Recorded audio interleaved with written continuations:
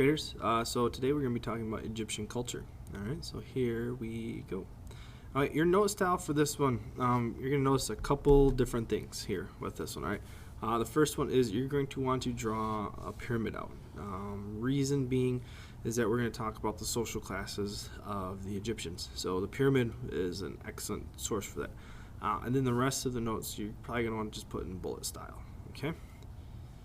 So again, this is to serve as a purpose of filling in any gaps that you may have from your notes that you took out of the book.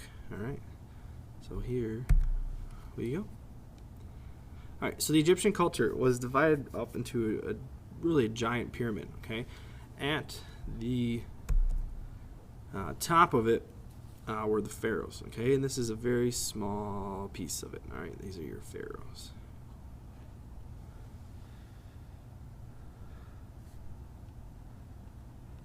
Okay, reasons being so small is that you can only have one pharaoh at a time. All right, underneath that then, you have the upper class. Okay, and the upper class consists of the priests, the pharaoh's court, the nobles that have large estates. All right, so pretty much anybody that has a lot of money in there. All right, underneath them is where you have the middle class. Okay, and in the middle class is where you're going to find your merchants and your skilled workers.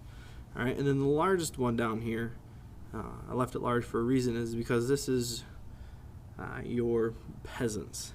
All right, they weren't called lower class; they're just called peasants at this time. These peasants were mainly pretty much anybody that wasn't up here in these three classes.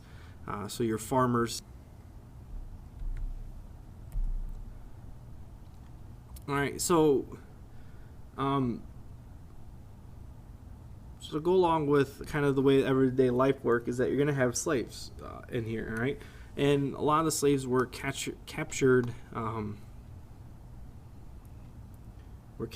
prisoners, all right?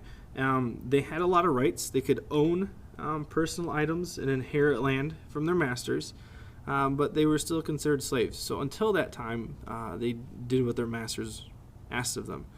All right, so again, they worked the land of the wealthier people. Women had equal rights as well as men, had the equal rights of men. So this is different for almost every other society that we've looked at so far, in that women not only could hold jobs, but they could own businesses and things of that nature. Okay. So some achievements in the Egyptian culture. First of all, the writing system of hieroglyphics. Okay, a unique writing system in that it worked a lot like the cuneiform, in that each symbol stood for either a sound or a symbol, or another word or idea. Also, some achievements of the Egyptian culture was they made paper out of papyrus. Okay, so they used this reed, skinned it down, and then made this beautiful kind of rough paper. All right, the length of the year was based on astronomical observations. So the Egyptians studied the stars, and they're able to pinpoint a calendar that is very similar to the one that we have today. Another interesting one is that they had a basic math. They understood, addition, subtraction, division, multiplication, all part because of the complexity of their civilization and the trading industry. All right, they created a standard unit of measurement, which was great for trading because it allowed the same amount of it allowed for trading to be done in a way that didn't rip one person off for another. Okay.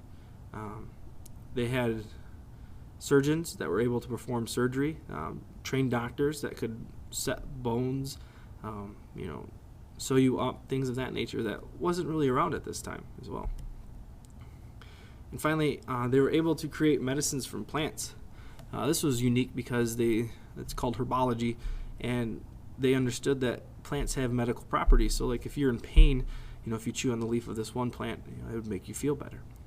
Okay, So hopefully this helped fill in some gaps that you may have had. If you didn't have any gaps, great. You're doing a great job in class. If you have any questions, just let me know. I'll see you guys later. Bye.